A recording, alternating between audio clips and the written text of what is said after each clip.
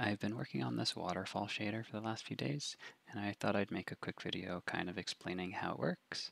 It has a few really neat features, I think, that make it look pretty cool, and it's always good to have like a video reference of how things work, just for myself, so I can look back and see in case I forget or in case I lose this file or whatever. So yeah, there's this waterfall. Um, we have some vertex color stuff that we can do with it. The R channel controls the amount of foam that it has. So we can paint away foam or we can paint in foam, which is pretty cool. The blue channel controls the intensity of the normal map. So for example, if I get rid of this foam right on this edge and only paint in the blue channel, you can see that it gets, the normal map gets more intense, or we can blend it away. And this is useful for like transitional areas where we just kind of don't want to see the normal map. We want to kind of make it look flat and easier to blend stuff in together. And then in the alpha channel, we have the opacity mask. Let's just undo this for a second. And that lets us cut away parts of the mesh. We kind of use it primarily on this edge here. So we'd have it painted white like this, but if we cut away the edge, like if it's solid white like this, we have a hard edge that's super noticeable and gross. So if we just take this one vertex right along the edge and paint it out, we kind of get a much nicer edge. It looks a little more organic, and we even get these little like splashy bits that I think makes it look really cool. And so yeah, the material's not too complex. It's mostly just panning a few shaders or a few textures around.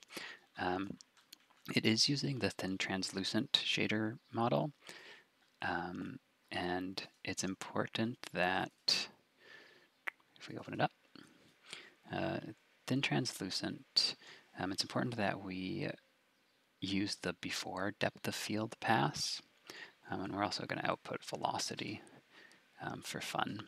And yeah, we have to make sure it's using we use pixel normal offset for refractions, and we use the surface forward shading lighting mode. And so the reason we're using the thin translucent over the normal translucent is because normal translucent, we can't have a see-through material with really bright highlights using the normal translucent material. We have to, like if we were to change the opacity of just a normal translucent object, the specular highlights would fade away too. And so we want to be able to have a see-through object, but with these really intense highlights, which look really cool. And the reason we're not using the single layer water shading model like we are for this ocean surface here is because when we stack single layer water materials together, they kind of start to break. So this is the first waterfall that I made that's using the single layer water shading model. But if we look at the ocean through it, you can see that it appears to be black and it looks gross. And I feel like if we're making waterfalls, we want to be able to go behind them because there's got to be a little cave with a chest behind it or something. And when we look back out over the world and over the ocean, if we see this harsh black line, that just looks weird and gross. And so if we use the thin translucent shader model, we don't have that problem. And yeah, we have to make sure it has the pass of before depth of field, because if we go after depth of field, this screen space reflection doesn't work. So just make note of that.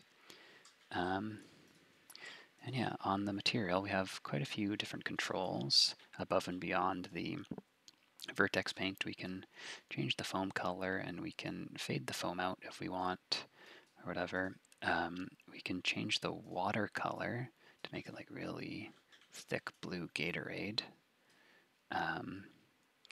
And we can also make the water transparent or non-transparent, right? And then we can control the scrolling, and this foam smooth step kind of lets us, we can like make these the foam bits more harsh if you want to maybe slightly more stylized look. Yeah, and then it's just scroll parameters and the amount of world position, offset, and refraction. So pretty straightforward. Now look at the material for a second. So let's start at the normals.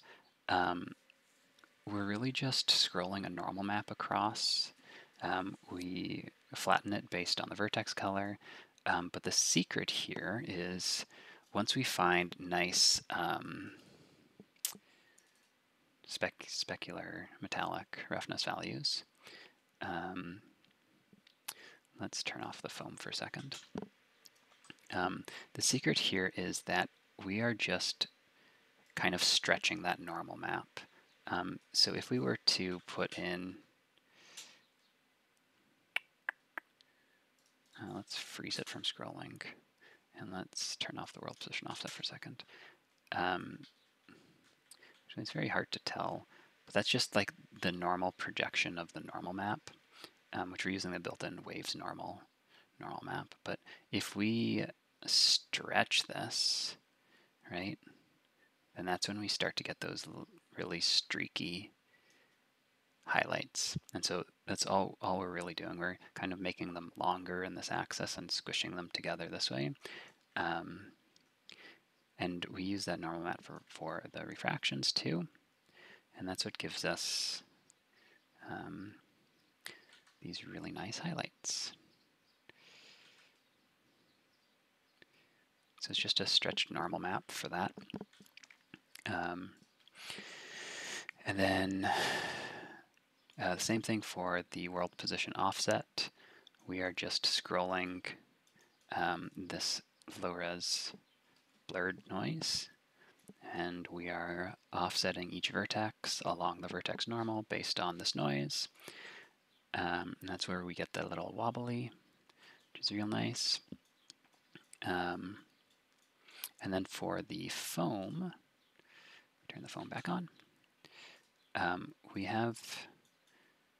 We're just scrolling again, two textures this time. We have this kind of like splashy looking texture, and then we have another one that is a little bit softer, a little more like waterfall shapes in it.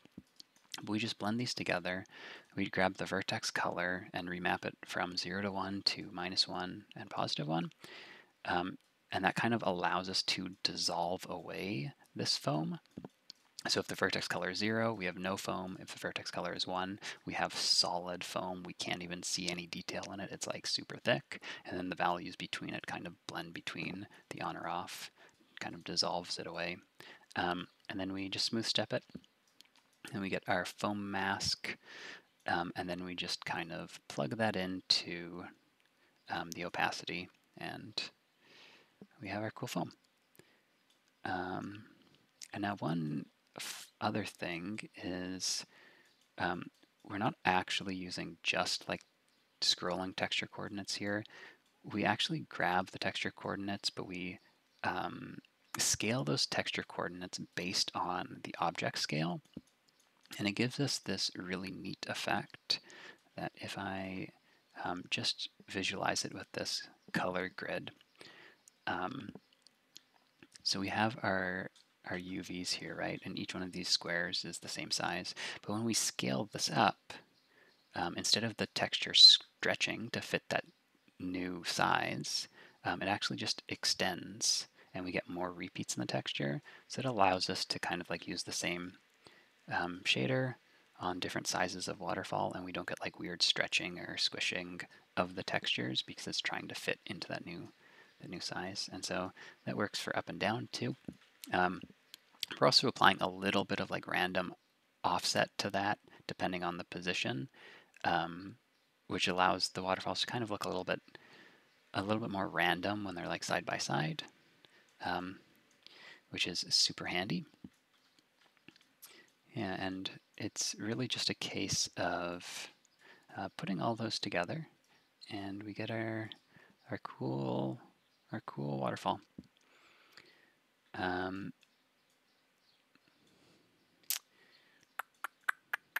Just gonna move through this entire graph so that there's no pieces of it that are still hiding or anything. For the edge mask too, we get a vertex color gradient in the alpha channel, which is going to be black right on the edges, and then it's going to fade to white in the center core of the waterfall, and then fade back to black on the edge. And we're doing that same kind of dissolve, but just against this droplet-like texture. So we can make it so there's no droplets at all on the edges when there's black, and then it fades into a full solid white in the center to kind of get like this mask for where the core center of the waterfall is.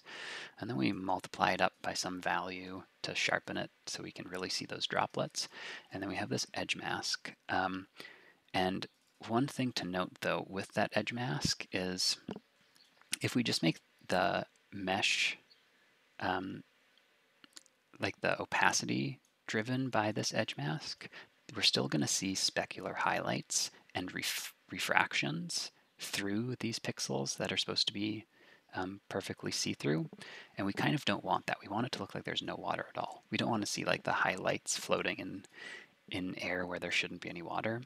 So we have to take this edge mask and we have to scale down the metallic, specular, and roughness where this edge mask is masking out, right?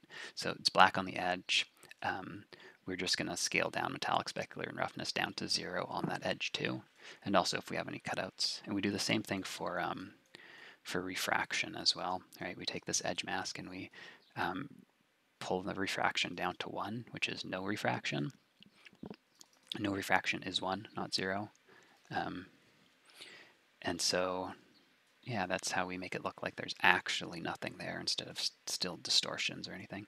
And then we also use the edge mask to scale down the world position offset so these vertices don't move when they're masked away.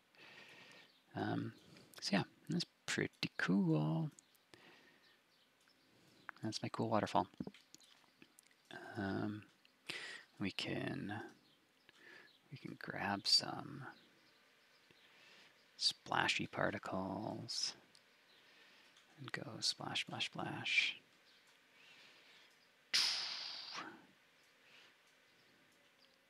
It's kind of the next step. We just need to augment these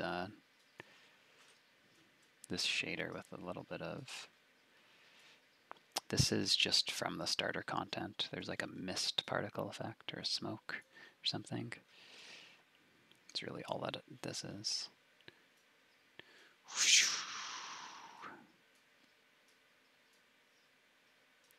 Look at that cool waterfall.